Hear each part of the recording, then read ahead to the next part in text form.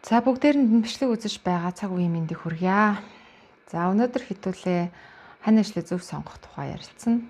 За яг уу гарчигнаасаа сэдвээсээ олж жоохон улиг болсон яриа юм шиг санагдчих магадгүй. Гэхдээ энэ бол зөвхөн одоо илүү нөө сүнслэг гэх юм уу ухамсарт тал руугаа яриа хий гэж бодож байна.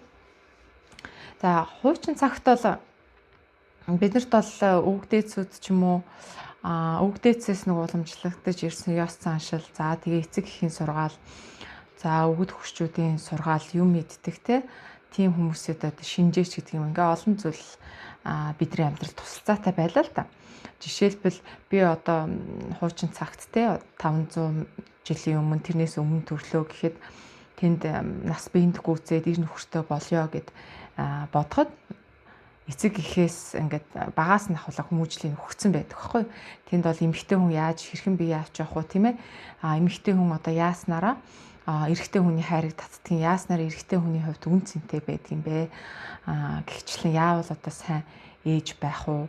Яавал одоо тэр гоё эмэгтэй хүний тэр орчлон ертөнц хэрэгцээтэй тэр гоё сайхан зүйлсийг одоо бусдад түгээх үү гэдэг талаас нь их гоё инээрэг урлаг, уламжлал, ахуй ёс, за тэгээ орчлон ертөнцийн жамын тайллыг гоё зүйлсийг ингэж багаас нь сургадаг байжээ.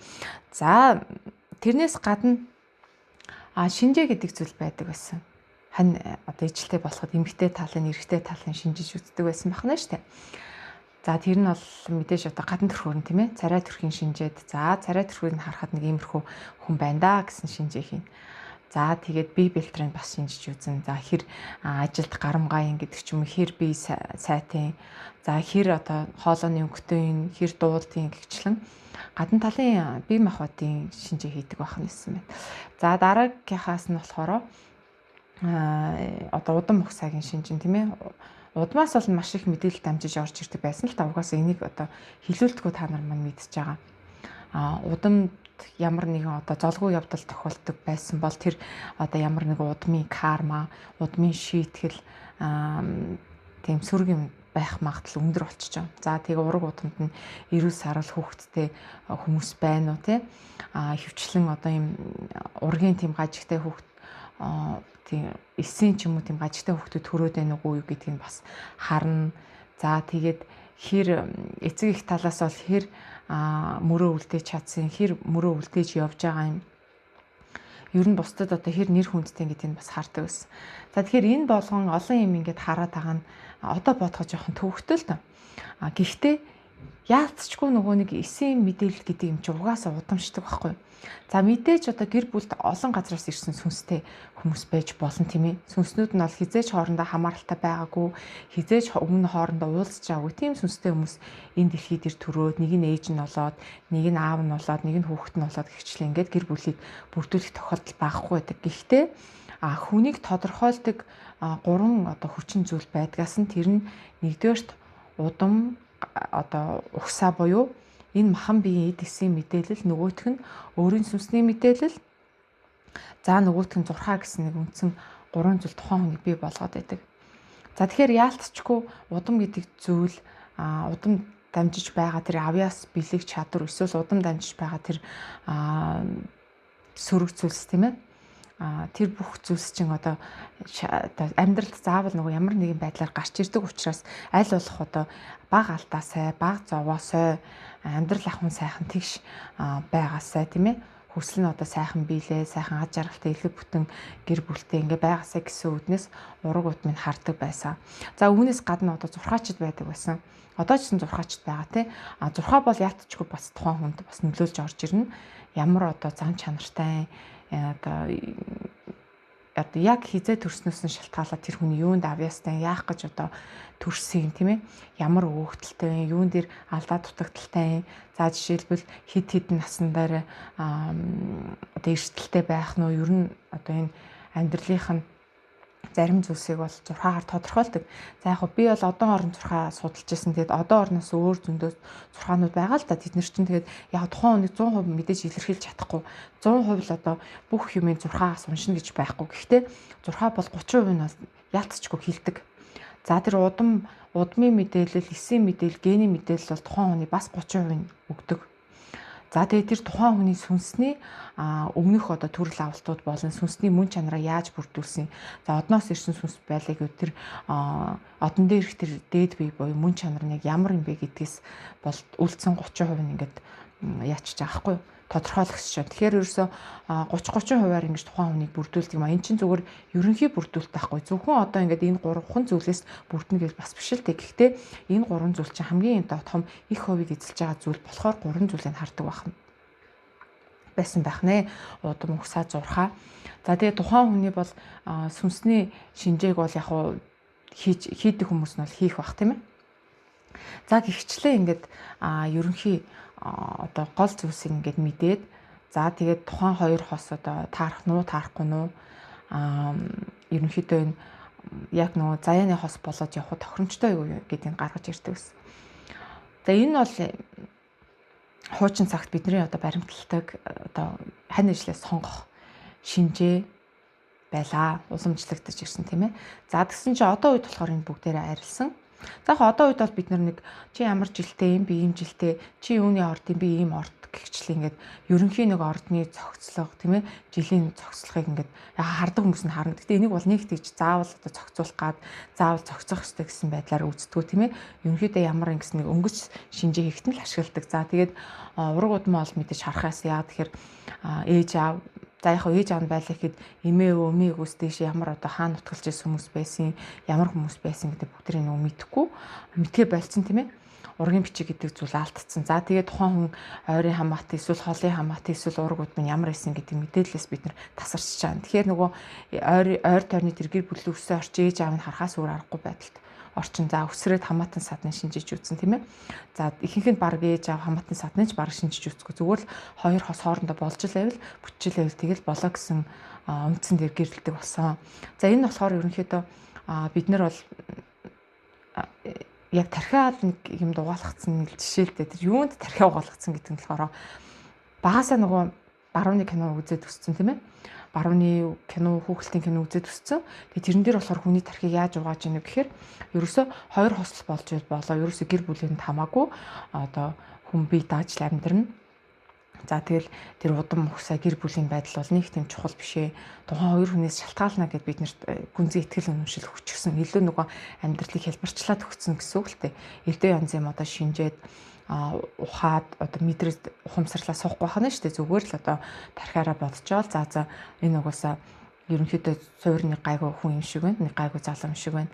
Тэгээд надад ингэж их хайртай багт нь би одоо суухгүйгээ явах хэрэгтэй гэдэг ч юм уу. Ерөнхийдөө нэг юм өнгөц байдлаар бид нэр гэр бүл болгоход тархин маань бага ахуй цагаас ингээд угаад эхэлсэн гэсэн үг байхгүй. За тэгэл угаасаа тэр хүүхэлдэйн кино дээр гарч байгаа зүйл кинон дээр гарч байгаа зүйлсүүд нь угаасаа ойлгомжтой тий. Хизээш тэн тэр би бинийг одоо шинжиж эсийн мэдээллийн авч тийм тэр удмын мэдээллийн авч гэдэг юм ингэж нарийн одоо ёс чаягтайгаар гэрэлдэггүй зүгээр л өөрсдөө мэдээ суучдаг. За энэ байдал нь энэ одоо соёл гэхүү одоо юу гэхүү одоо энэ нөхцөл байдал нь гэх юм уу биднэрт одоо ингээл бидний амьдралд нөлөөлөд эхэлсэн байгаа хгүй тэднэрээ. За тэгэхээр энэ юу болгодог вэхээр энэ болохоор ерөөсөө биднийг дараа нь хурмаа хийснийхаа дараа хүүхдээ болсныхаа дараа тийм ээ нэг гэрт орсныхаа дараа харамсах тэр амьдралыг биднэрт өгдөг гэсэн үг. За яг хөө үнэхээр нөгөө хувь заяад цохилтлого гэдэг юм болоод үнэхээр нөгөө заяанда таарах ингээд хосоо олчихсан тийм азтай хүмүүс бол мэдээж байгаа тийм. Гэхдээ ихэвчлэн нөгөө яаж одоо гэр бүлийн хүнээс сонгох цаашаа юу болох вэ гэдгийг бол багасаа нөгөө сургалт аваагүй хүмүүс чи алтхан нөгөө их болоод эхэлж байгаа хгүй. Уул нь бол энэ бол зайлшгүй нөгөө суур боловсралт байх хэрэгтэй сургалт л та. Тэгээд сургалтууд чи яагаад ингэж байж байгаад гэдгийг чинь ерөнхийдөө бид нар жишээлбэл одоо зөндөө гой хүсэл мөрөөдөлтэй зөндөө гой хийхийг хүссэн тийм ээ хийхийг хүсэж мөрөөдж тийм гой мөрөөдөлтэй хүмүүс бол мэдээж зөндөө л байгаа штэ. Тэгээд бид нар чинь гэр бүлийн асуудал зохицуулж чадахгүй байсараад хөшөрчүүл бас хэцүү те нөгөө салаал нийлээл дахиад салаал нийлээл зүрх сэтгэлээ шархлуулаад дараа нь хүнд итгэлээ алдаал хайранд итгэлээ алдаал за тэгэл үр хүүхдүүдийн өмнөөс буруутай юм шиг мэдрэмж аваад ингээд шаналал шархлаад ингэж явсаар идэл нөгөө гой бүтээлч цаг хугацаанд дуусчвал яах вэ нөгөө гойг хийж бүтээхтэй хүсэл мөрөөдөл байхгүй болчвол яах вэ гэдэг талаас нь бодоод ерөнхийдөө бага алдаасаа сүнснийхээ зорилгын дагуу хийх юм а хийгээсээ бидний одоо хүний амьдрал бол богинохон тийм ээ ер нь одоо сүүлийн үед бол бүр богиносоод байгаа шүү дээ. Тэр хүний амьдрал богинохон юм аа тэгэхээр энэ хосын харилцаа гэр бүлийн одоо асуудалтай зууралчих цаг байхгүй гэдэг үүднээс нь биднэрт аль болох нөгөө бага алдаасаа буруу шийдвэр бага гаргаасаа гэсэн үүднээс энэ бүх одоо суур боловсролыг багаас нь өгдөг байсан байхгүй өмнө цаг үед. Одоо болохоор яах вэ гэхээр хүмүүсийг илүү их алдаасаа сүнсэн битгий сэрээсээ одоо энэ мөнгө төгрөг ахуй амьдрал хайр дурлал тэгээ дотны харилцааныхаа асуудал дээр цагаа үрсээрэн байгаад нэг мэтэд хөшрөөсэй гэсэн тийм хүсэлтэй хүмүүс байдаг учраас бид нар чинь нөгөө мөнгөний эзэд байгаа шүү дээ. Тийм хүмүүс байдаг учраас биднийг аль болох нөгөө бага ахуйгаас нь өгөх тэр уламжлалт боловсрлоос минь холдуулаад тэгээ оронд нь нөгөө кинонуудаар тархин маань бөмбөгдөж эхэлж байгаа байхгүй угааж эхэлж байгаа. За тэгэл ерөөсөө одоо бол нөгөө уламжлал ахуй 6 мурхаа ч юм уу янз бүрийн шинжээ ярих юм бол баг илэг дог болсон тийм ээ. Хоёр хос хоорондоо болж ивэл ямар хамаатай гэдэг ч юм уу. Наа 6 чинь тэгэл мухар сүсэг гэдэг ч юм уу. Эсвэл одоо бүр одоо сүнсний нарийн төвшөнд ярих юм бол бүр одоо галзуурч тэнийг юм гэж бодох хэмжээнд хүртэл хүмүүсийн тархийг энэ гадныхаа угаасан байхгүй. Бид нар бол монголчууд угаасаа тархинд тулцгаар тогтнолоо алдаад удаж байгаа. Тэгэхээр энэ бол зүгээр нэг хөгшчүүдийн ядаргаатай өглөө биш. Эсвэл зүгээр л нэг хуучин цагт байсан уламжлал ёс биш. Эн чин угаасаа байдаг зүйл нөгөө энергийн хууль, жамын амьдрал, одоо энергийн жам өснөл зүйл байдаг болохоор энэ одоо ч гэсэн биднэрт үйлчлэн бид нар хэмжээсээ өөрчлөөд тийм ээ. Ухамсарын шинэ хэмжээс доороо шинэ амьдралтай болсон ч гэсэндээ тодорхой хэмжээгээр жам өсний зүйл гэдэг чинь тодорхой хэмжээр одоо үргэлжилж байдаг зүйл учраас энэ бол хин нэгний одоо зохиож гаргаж ирсэн тийм ээ хин нэгэн яшигтай одоо хөгшин хүний одоо хатуу үзэл бодол хайрцаглагдсан үзэл бодол ядаргаатай өглөөнөөс бий болсон зүйл биш байхгүй. Энийг энергийн төвшөндөө сайн судлаад үзэх юм бол одоо чухал зүйлс байгаа. Бидний энэ ёс уламжлал ахуй соёлт бол үнэхээр нөгөө жам ёсыг ингээд судалчихсан байсан учраас одоо хин нэгний зүгээр нэг бие биенийгээ загнасан бие биенийхээ нөө ээж аав хүүхдүүд эрхэндээ байлгах гэсэн зүйл биш байхгүй. Гэтэл нөгөө бидний тархийг угаагаад байгаа нөгөө барууныхан чинь болохоор яадг өгөхээр ерөөсөө удам суудар одоо тэр зохицол зурхаа сүнслэг тал гэхээс илүү зүгээр л нөгөө эрх мэдэл мөнгөн дээр нь дөрвөлөө суулгачдаг гэсэн. Энэ бол бүр хамгийн хэрцгий бөгөөд хамгийн тэнэг зүйл ахгүй те. Хүний нөгөө богинохон амьдралыг хийж бүтээх мэдрэх одоо тэр гоё өнгөрөх ёстой амьдралыг зүгээр л нэг мөнгөтэй төрхтэй эрх мэдлийн төлөө ч юм уу ингээд баян хүнд ингээд хүчээр суулгачдаг ч юм уу эсвэл заавал зэрэг зэндаа тааруулна гэж хүчээр суулгах тийм одоо зүйл бол үнэхээр дорой ахгүй. За тэгэж хүмүүс хоорондоо хүүхдүүдийг гэрлүүлдэг байсан хүмүүсийн бидний нөгөө тархийг угааж бидний ёс заншлыг алдуулах гэж байгаа тэр арга барил нь одоо ингээд яваад ахна шүү дээ. Киногаар явна, дуу хөгжмөр явна, урлаг одоо бүх л юмар бидний тархийг угааж одоо ханж шүү дээ. Тэгээ бид нэр яах вэ? Бидний ч буруу биш л дээ. Яг үнийг хэлэхэд бол үнэхээр бол бид нар алдаж яваа. Тэг бид нар бас би бол та нарыг болон бас өөрийгөө нэг буруутгахыг хүсэхгүй байна. Яагаад тэгэхээр одоо багаас нь хилээ заагаад өгчөд яасан тийм ээ. Тэр соёл алдагдсан байж тээ. Тэр мдэггүйсэн шүү. Үнэхээр багаас нь ингээд ээж аав нь учирлаж тайлбарлаад нэг загнаж зодохгүйгээр те нэг айтайхан хэлээд юм байдаг юм аа миний хүүгээд хэлсэн бол бас үдээд өөр юм бодчихсан бага алдаа гараа явах ч байсан билүү мэдэхгүй. Тэгэхээр бол үнэхээр мдэггүй гэдэг одоо шалтгаанаар хаад салаад өмөрөхөд байгаа хгүй би. Тэгвэл одоо яг нөгөө мэдлэгийн 90% болохоор ч хаа сайгүй мэдлэг гэдэг зүйл байгаа учраас бид нар бас алдах боломж маань өөрсдөөс нь шалтгаалаад бас багасж байна л та. Багасах боломжтой болчихж штэ. Тэгэхээр яг түрүүний ярьсан зүйлс бол мэдээж ойлгомжтой тий. За яг ингээд ургууд минь хардаг байсан одоо шинжээ хийдэг байсан, зурхааг нь гаргадаг байсан. Окей яг одоо энэ цаг үед бол яг зарим нь хэрэгжүүлээд явхад болно. Энийг чинь баг энэ бичлэг сонсож байгаа хүмүүс бол баг бүгдээрээ мэдж байгаа. За тэгээд энээс одоо наривчлаад гүнзгийрүүлээд ярих юм бол одоо хүн яах вэ тэгэл салж нийлэл явж байгаа юм чи хэдэн ч наснда ханижилттай болж болно ш тийм ээ. Зарим нь 30 гараа, зарим нь 40 гараа, зарим нь 50 гараа гэвчлэн.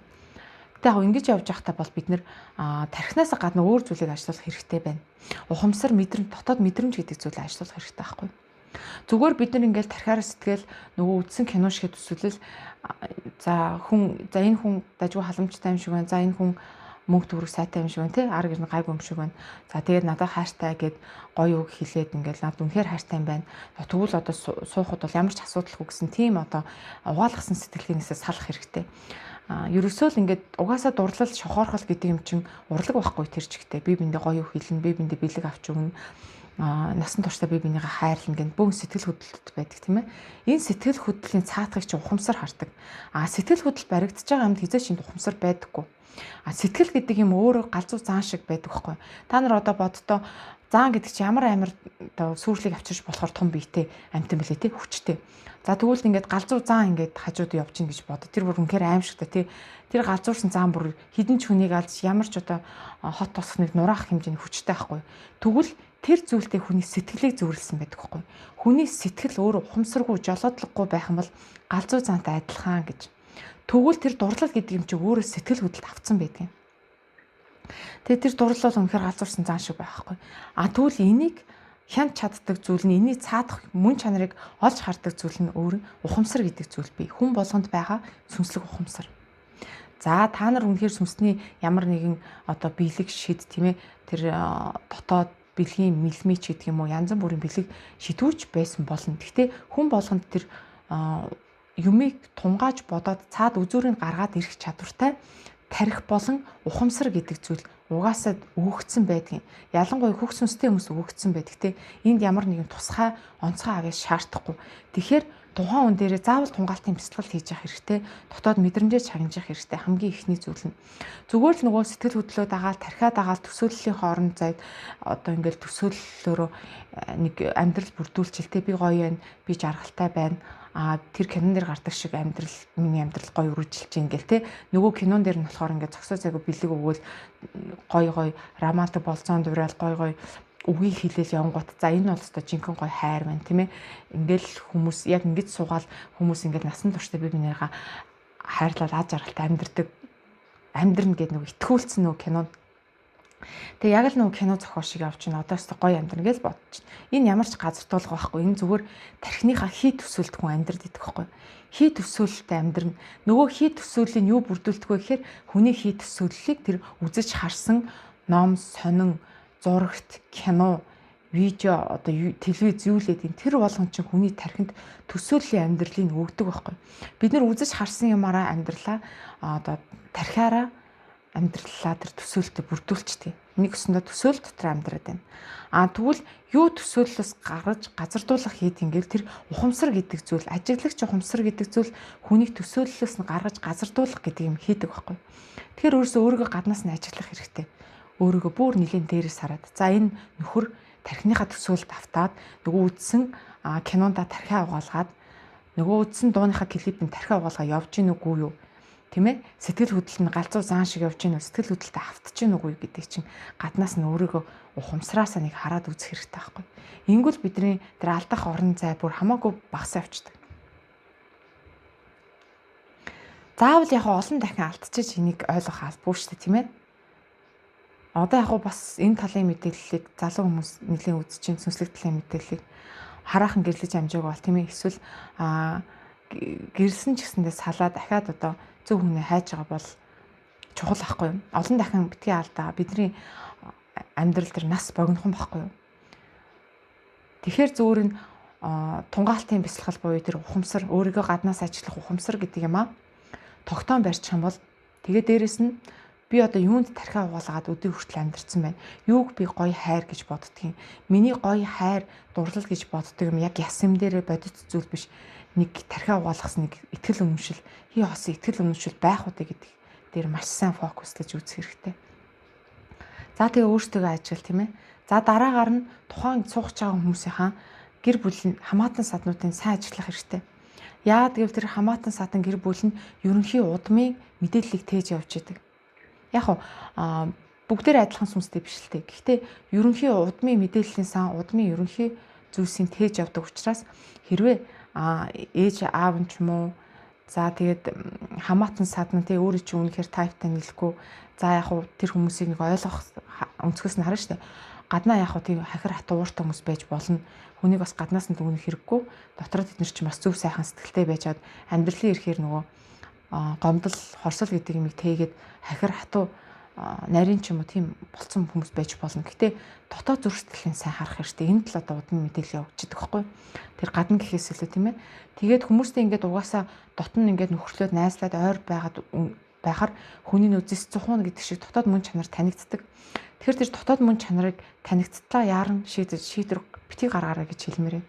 Тэгээ хамаатан садан тэр ойр тойрны тий дотны тэр багын найз за гэр бүлийнх нь байдал үнэхээр дотоод зэс нь одоо хүний мөн чанар нь юу юм бэ гэдгийг өөрөө сайн дотоод мэдрэмжээрээ чагнаж ажиглаж энэ дээр бол маш сайн тунгаан бодож тунгаалтын бясалгал хийх хэрэгтэй.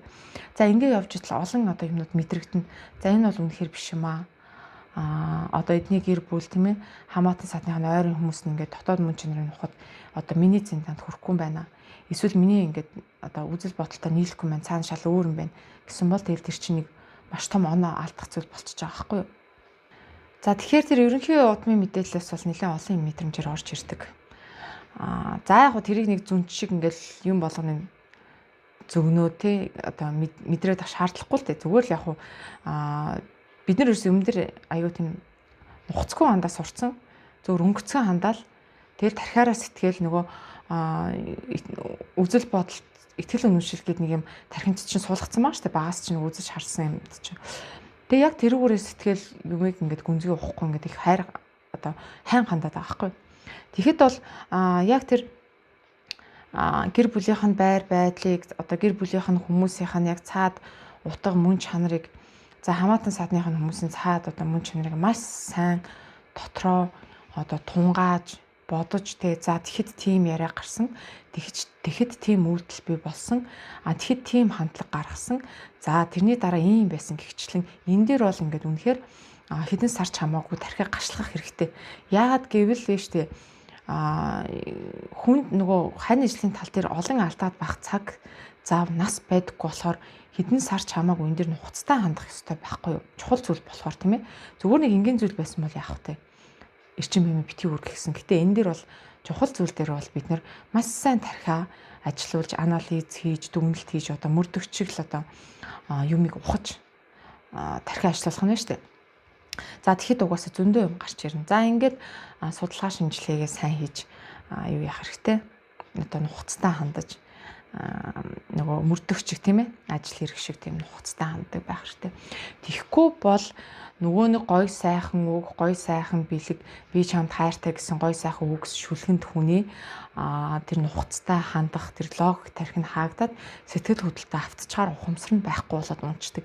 Энэ л бол хамгийн одоо чухал алдаа шүү дээ бидний хамгийн чухалчилж үзэх.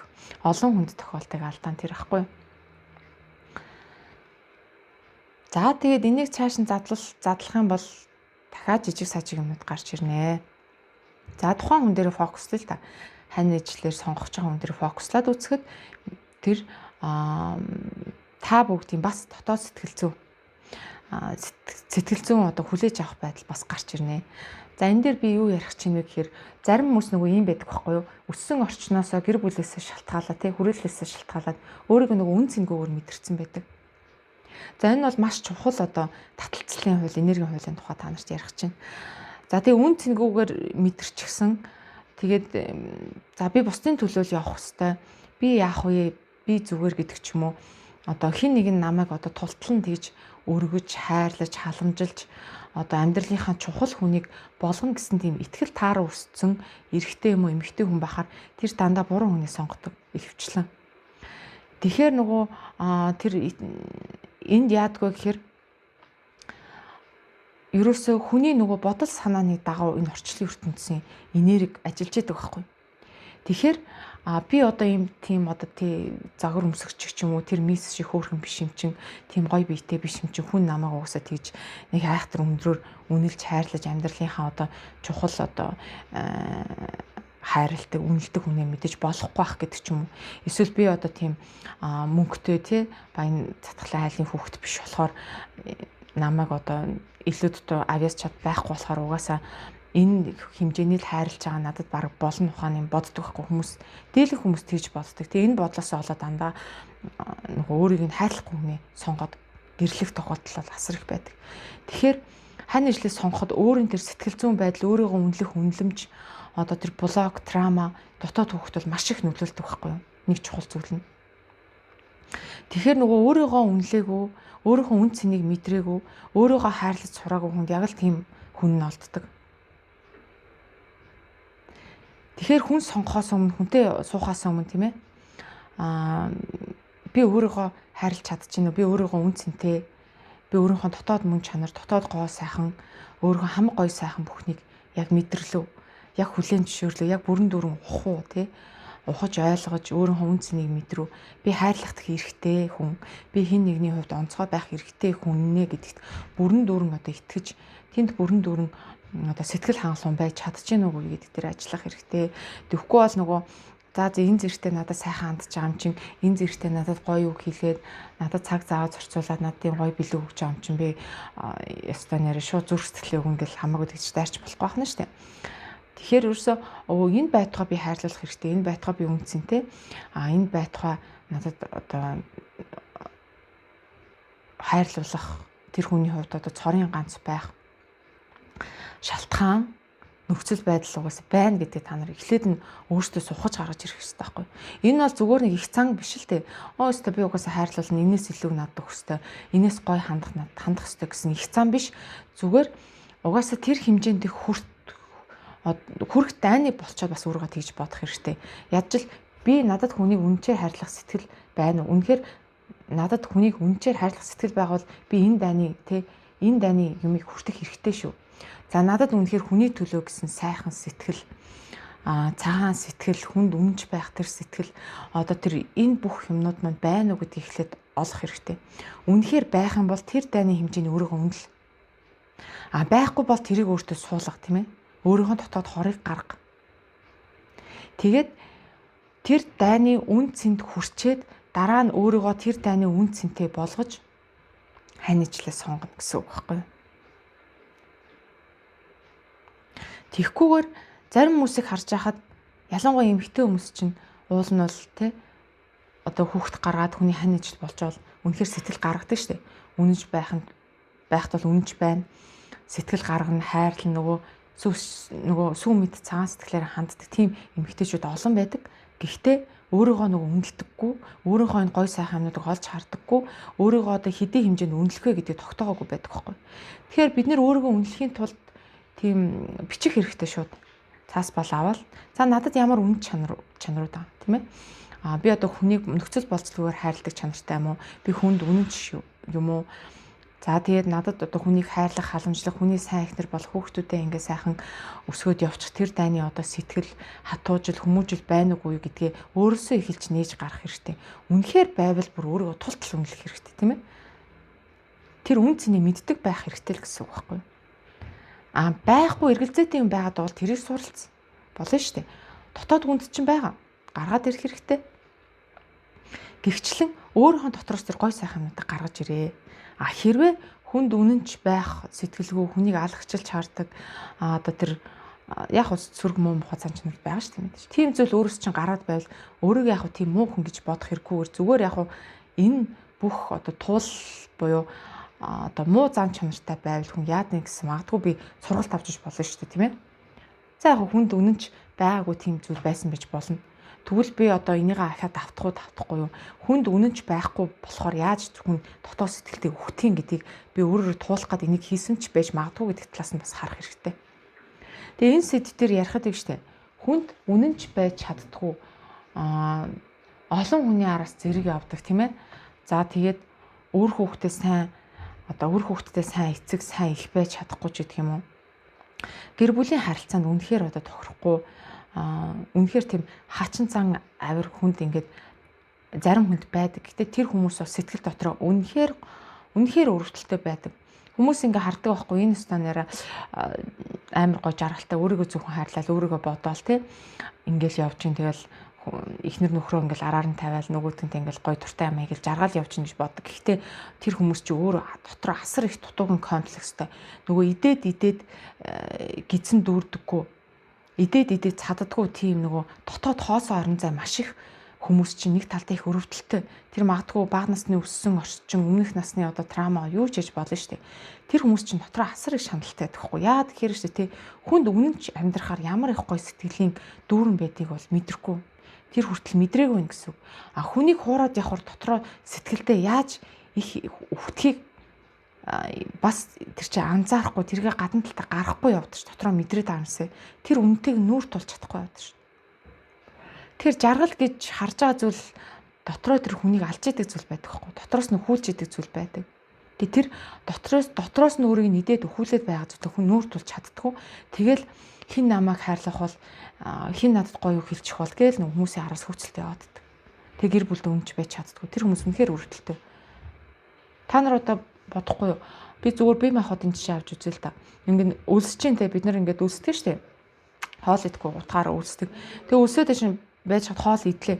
Хоол идээд байгаараас ерөөсөө нүг гидсэн цатахгүй улам ингээл өлсөөл дотор харлаад тахаар ямар амар амьтын там бэ те. Яг тийм ингээд там шиг зүйлийг сэтгэлдээ мэдэрч явж идэх байхгүй. Тэр олон хүмүүс рүү яваад байгаа юм чинь. Тэгээ тэр үнтэйгээ нүүр тулж чадахгүй. Тэр өөртөө дотоодоо ухамсартайгаа харьцаж чадахгүй. Гадагшаа чиглээл нүү гадагшаа хайгаад байгаа юм дуусахгүй. Тийм л дотроо зовлонтой байдаг байхгүй. Тэгэхээр харин эсэргээрээ те хүнийг үнэхээр ингээд нөхцөл болцолгүй хайрлаад хүнийг чин сэтгэлээсээ хайрлаад хүн үнэн ч явахд хүн өөрөөр үнэхээр дүүрсэн байдаг байхгүй. Маш гоё тэр дүүрсэн маш гоё мэдрэмж дотроо авдаг. Тэр цаад мөн чанар ухтай юм л гэдэг. Тэгэхээр үнэхээр нөгөө өөртөө сэтгэл хангалуун болоод өөрөөрөө дүүрээд тийм ээ өөрийгөө бүрэн дүүрэн хайрладаг болцсон өөрийнхөө үн цэнийг өөрийнхөө ямар гоё вэ гэдэг тэр сүнснийхээ гоо үзэсгэлэн гаргаад нээсэн ухамсарлцсан хүн чинь хэр ортой болчмгүй алдаа хийгээд байдаггүй яг гэр бүлийн амьдрал тохирдог. Тэгээ тэр хэмжээний үн цэнээр өөрийгөө үнэлэх хэрэгтэй. Өөрийгөө үнэлнэ гэдэг нь яаж үнэлэх вэ гэхээр тэр хэмжээгээр чинь өөрийг чинь хайрлаж дотоод тэр гоо үзэсгэлэн чинь харж тийм ээ өөрийг чи одоо үнэхээр гоо үн цэнтэд авч үзэх тэр хүнд л өөрийгөө өгнө буюу тэр хүнтэй л хамт нэг гэр бүл болно гэсэн дайны үнэлжийл тэр өөрийгөө үнэлж чинь гэсэн баггүй юу. Тэгхгүйгээр нөгөө өөрийг чинь одоо амьдралынхаа цорын ганц хүнээ болгож чадахгүй тийм ээ өөрийг чинь үнэлэхгүй өөрийг чинь авахтай л гэж хардаг бусдтай харьцуулдаг ч гэх юм уу өөр чинь өөрийгөө бүрэн дүүрэн зориулж чадахгүй хүнд тэр хүнийг өрөвдөөт ч юм уу те эсвэл за яг би энэ хэмжээний л хүндээ гэд өөрийгөө дутуу үнэлээд ч юм уу ингээд гэр бүл болцсон одоо тохиолдлууд асар их байна. Энэ мэдээж аж аргалгүй харилцаа тийг салтаар дуустдаг байхгүй.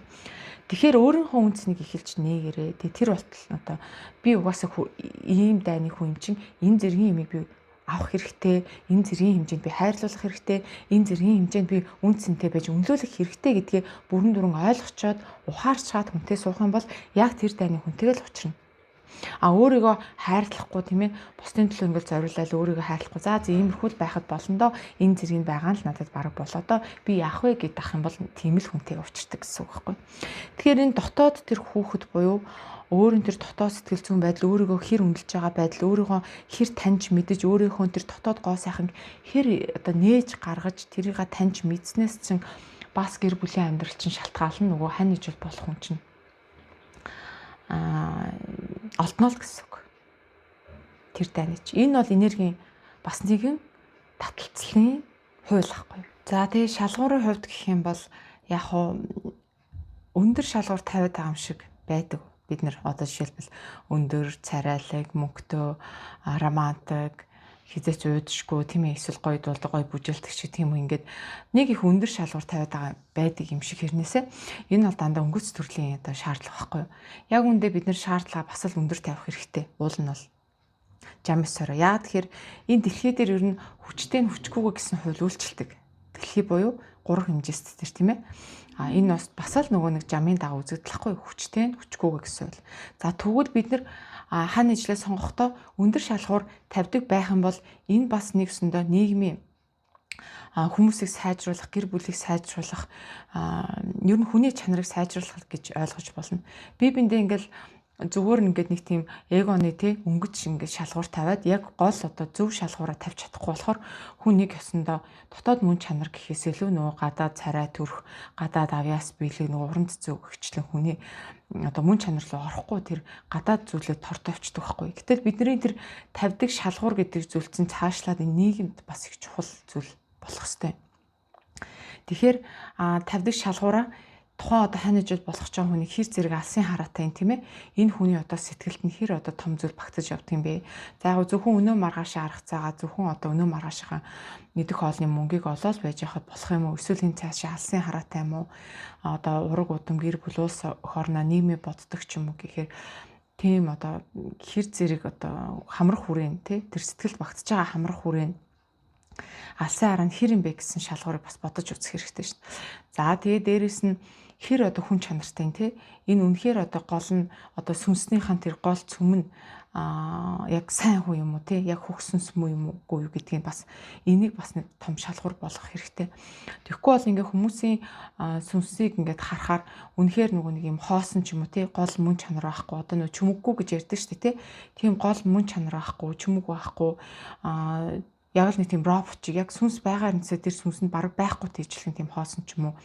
Эсвэл маш одоо тийм өчүүхэн сэтгэлтэй маш өчүүхэн өрөөнд хардаг. Ухамсар маш өчүүхэн сүнс байх ч юм уу. Янз бүр байдаг хгүй. Тэгэхээр бид нэр хань ижил болох ч байгаа хүний хэр зэрэг тэр алсын хараатай энэ тэр дотоод сүнс нь өгөгдөл нь ямар юм гэдэг ч юм уу хөх сүнстэй юм уу гүм үү гэдгээ бас шинжүүлж байх хэрэгтэй ер нь бол. Тэр нь хөх сүнстэй хүмүүс андчгүй яг хичнээн хүн энэ амьдралд суралцах га тийм ээ алдаа гаргаж ирсэн байж болно алдаа гаргаж болно алдаа гаргаж ирсэн байж болно яг ямар ч гэж болно шүү дээ. Гэхдээ яг тэр голд байгаа зүйл нь тэр сэтгэлийн гол тэр сүнсний гол тэр чэйшний голд байгаа зүйл нь ямар ч л гэсэндээ хүн чанар гэдэг юм хайр гэдэг юм одоо тэр орчлын ертөнцийн тэр хайр хүн чанар яг зөв суртахуун гэсэн нэг үндсэн гол цөм байж лах хэрэгтэй байхгүй. Гэтэл тийм гол цөмгүй хүмүүс бас байдаг шүү дээ. Тэр гол цөм нь байна уугүй гэдэг бас нэг шалгуур болох хэрэгтэй.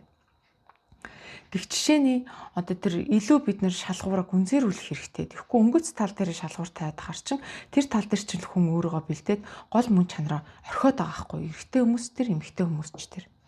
Тэгэхээр тэр бидний тавьдаг шалгуур тавьж байгаа шалгуураас хүн өөрийнхөө юун дээр илүү төлхөө анхаарч ажиллах нь бас юу яах шалтгаалх юм. Тэгэхээр эмэгтэй хүнд одоо жишээлбэл зөвхөн үзэсгэлэнтэй байх, сайхан байх гэдэг шалгуур тавиадах юм бол тухайн эмэгтэй хүн зөвхөн гадаад төрхөнд анхаараа дотоод мөн чанар гэдэг зүйлээ бол хөгжүүлэхээ орхиж явах юм уу те. Гэтэл нийгмээс өөрөө нөх хань ижилээ сонгохдоо бие биендээ дотоод яг мөн чанарын гол цөмийн тэр сүнслэгийн ч гэдэг юм уу тэр хамгийн чухал хэрэгтэй шалгуураа өндөр тавиадах юм бол хүн тэр гадна төрөх тэр хүний хуурах байдал гэхээс илүү өөрийнхөө дотор л өнгөж харна шүү дээ. Ер нь тийм. Бие биенийхээ тавьдаг шалгуураас шалтгаалж хүн өөрийгөө өнгөлж зүлгэж хөгжүүлдэг байхгүй. Тэгэхээр тавих шалгуураа бас ямар байх талаар бодолцож үзэх хэрэгтэй. Өнгөс тал дээр нь те тавиал нэг зөвхөн гадна төрөх гадаад байдал дээр нь л тавиад тэрэнд нь л жаргана гэд бодоод байна уу? Гүй юу гэдэг чинь бас чухал асуудал.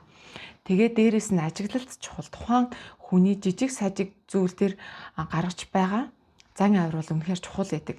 Бид нар бол жижиг сажиг зүйлийн за яг дараа нь засагт чинь за яг энэ зүгээр болчихно гоё болчихно гэд өнгөрөөч маш их хандлагатай байхгүй.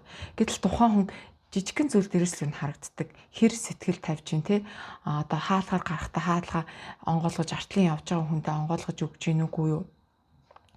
За тэгэл гэр орондоо байхдаа ер нь хамаа замраагүй юмаа ингэж авч шидээл те гэр орныхоо тэр эрчим энергийг бохирлол ерөөсөө тэрэнд анхаарал тавихгүй ингээл хамаа замраагүй байна уу? Эсвэл жижиг юмыг ч гэсэндээ ингээд байранд нь тавиад эсвэл жижиг зүйлийг ч гэсэндээ ингээд цэвэрхэн байлгаад ингэж ийн үгүй гэдэг ч юм уу иймэрхүү деталь зүйл дээр маш сайн анзаарахтай байх хэрэгтэй. Энэ бол бас тухайн хүний дотоод мөн чанарыг илэрхийлдэг зүйлс нэг багхгүй юу? Тэгээ тэр тухайн хүнээс хэр сэтгэл гарч ийн хэр одоо зөв хүмүүжил гарч ийн яг амьдралыг яаж хандж ийн гэдэг ч юм уу.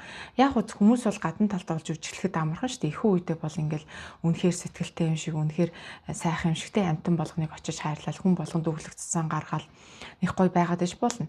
Гэхдээ яванда тэр чин удахгүй шүү дээ. Тэр гадна байгаа эсэж байгаа дүр гэдэг чинь удахгүй учраас жижиг сажиг зүйл дээр тэр юм танигдна, дотоод мөн чанар нь танигдна. За тэгээд ууралсан үед нь танигдна, ядарсан үед нь танигдна, сэтгэл санаа хямарсан үед нь танигдна ч гэдэг юм. Ингээд янз бүрийн сэтгэл зүйн донслохоонд орсон үед бас тухайн хүнийг таньж болно.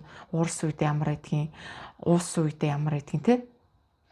Эсвэл одоо тэр эго хөдөлсөн үедээ ямар байдгийг гэдэг ч юм уу. Ингээд нэг тиймэрхүү долгист орж байгаа үед нь тухайн хүн юун дээр барьц алдахгүй байх гэдэг ч юм уу. Ингээд маш гэрхаа юмнуудыг ингээд анзаарах хэрэгтэй байхгүй юу. Миний ярьж байгаа нь бол зүгээр наад захын зүйл л те. Энэ дээр бол яг бүр гүн судалгаа хийсэн хүмүүс болон тийм судалгааны материал ном зохиол байдаг л. Тэгээ ийм наад захын зүйлсийг бид нар бас орхитуулцдаг. За гайгүй. За зүгээр олчихнэ гэдэг ч юм уу. За тэгэл нөгөө нь өөрийгөө тайлбарлаад тэгэхэд би тийм байсан. Уул нь би ийм хүн биш гэдэг ч юм уу. Уушил гуугаал инхээр амархуу уярчдаг ч юм уу те. Ялангуяа за инхээр нэг гайгүй өөрчлөгдчихөндөө гэл өөрчлөлтөн дээр бас найдлага тавиулаад. Гэхдээ хүн өөрөө л өөрчлөхөө сонгоно гэхээс гаднаас нь одоо 1000 бурхан багш байгаас ч нөлөөлөд хүн өөрчлөгдөн гэсэн тийм баталгаа юу ч байхгүй. Хүн дотроос л өөрчлөгдөн. Түүнээс ш гадна талаас хүний нөлөөнд тэгж өөрчлөгдөн гэдэг чинь ховор тохиолдсон ш.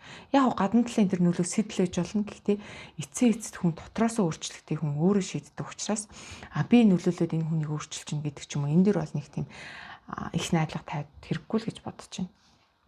За тэгээ ерөнхий зүйлсүүдийг би зүгээр товчхон базаад ярьчлаа. За хамгийн сүүлд ярих юм болохоор за эрэгтэй чи эмэгтэй чи хүмүүс ингээд асуудаг байхгүй юу? Над одоо хань ижлийн заяа байна уу? Айтайхан хүнтэй суух юм бий юу вэ гэдэг ч юм. Энийг сүнслэг талаас нь харуулах гэдэг. Гэтэл яг уу мэдээж бидний одоо 6% төөрөг сүнслэг чанарт бол энэ хүн бол сайхан гэр бүлтэй тий ханийн тэнгэртэй байна гэдэг ч юм уу. Иймэрхүү юм бол байх нь байдаг. Гэхдээ энэ нь бол биднийг 100% бас тодорхойлохгүй байхгүй юу? Үнэхээр бидний одоо амьдрах эхээс төрөөд өхөө хөлтлээ амьдрах бүх юмыг тэгтээ тэргүй цаасан дээр ингээд зурцсан юм шиг бүгд ил байх юм бол энэ амьдрсны ямар ч тийм шаардлага гарахгүй ш. Тэгтээ тэр бүгдийн зураад өгсөн бүх юмнууд зургийн дагуу болох юм бол бид нар энд сэтгэж бодох ямар шаардлага байна тий. Тэгэхээр ихэнх хувь бидний өөрсдөөс нь шалтгаалдаг. Хүнд өөрийнхөө хувь тавиланг тэр байтугай хувь тавиланг өөрчлөх тийм ээ. Удмаас ирсэн тэр гений мэдээллийг өөрчлөх зэрэг олон зүйлийг өөрчлөх асар их нөөц боломж байдаг хгүй. Хүний ухамсар чи өөрөө бүтээгч учраас. Тэгэхээр ийм тал дээр эргэлзэж байгаа хүмүүстэй хань ажлын тал дээр хувь тавилан ямар авах бол яах бол гэж эргэлзэж айж байгаа хүмүүст бол ихэнх хувь нь одоо хүн тухайн хүний одоо тэр удмын мэдээлэл тэр зурхаа төөрөг тавилан ямар ч иж болно. Гэхдээ ихэнх хувь нь гол зүйл нь хүний өөрөөс нь шалтгаалдаг байхгүй юу? Үнэхээр тэр хүний өөртөө ихтгэлтэй байгаа тий өөртөө хариуцлагатай байгаад өөрийгөө засаад өөрийнхөө сул талтаа нүүр тулаад ингээд өөрийнхөө энергийн давтамжийг өөрчлөөд сүнсээ ингээд гоё өнгөлөөд гэх юм уу тий хичээл зүтгэл гаргаад ирэхэд бол угаасаа энергийн тэр давтамжийн ижил энерги татна гэсэн давтамжийн хуулийн дагуу сайн хань ижилтэй болох өгөгдөл хүн болгонд байдаг байхгүй юу. Тэгэхээр энийг ерөөсөө хүнээс асууж хүнээс шийдвэрлүүлэх зүйл биш. Энэ өөртөө итгэх өөрийнхөө одоо итгэл найдварлага өөрийнхөө хүч хөдөлмөртөл найдах зүйл байхгүй юу. Уул нь бол яг уу тэр 6 төөрөх тавилан удмын мэдээлэлд бол тодорхой мэдээлэл нь мэдээж гарч ирэн за нэг иймэрхүү тавилантай иймэрхүү төөрөхтэй хүн байна да гэж гарч ирнэ. Гэхдээ эцэст хүн энийг өөрчлөхийг бол хүний ухамсар өөрийн хичээл зүтгэл орлогын мэддэг учраас ханижлын тал дээр эргэлзээтэй сэтгэлээр унсантэй хайранд итгэхгүй ч юм уу одоо эргэлзсэн өөртөө эргэлзсэн үед бол хүнээс асуух зүйл юусоо биш. Энэ бол танаас бүх юм шалтгаална. Хүн өөрөө хэр зэрэг өөрийнхөө дотоодтой ажиллах юм, өөрөөсөө ямар эрчим минер гаргах юм, өөртөө хэр ихтгэлтэй байх юм, өөрийгөө хэр өнгөлөх юм тийм ээ. Өөрийнхөө тэр алдаа дутагдал тэр сөрөг бохор эрчимүүд, тэр сөрөг бодол, сөрөг дадал зуршил болохгүй байгаа зан авираа яаж засах юм. Тэрнээс чинь шалтгаалж хань ижлийн тэр заяа гэдэг юм чинь бас холбогдож орж ирдэг байхгүй хамгийн чухал зүйл нь. За тэгээд энэ хүртэл сонссон таларлаа. Ерөнхийдөө өнгөц зүйлүүдийг товчхон ярьлаа. Тэгээ магадгүй хэрвээ энэ сэдв сонирхолтой байх юм бол нэг тал дээр нэг хэд илүү цааш нь дэлгэрүүлж ярьж өгч болно. Жишээлбэл анзаарах гэдэг тал дээр эсвэл өөрийн сэтгэл зүй гэдэг тал дээр тийм ээ. Эсвэл энерги давтамжаа өсгөх гэдэг ч юм уу аль нэг талын илүү гүн зэрүүлээд ярьж өгч болноо. За бүгдээрэнд нь амжилт хүсье.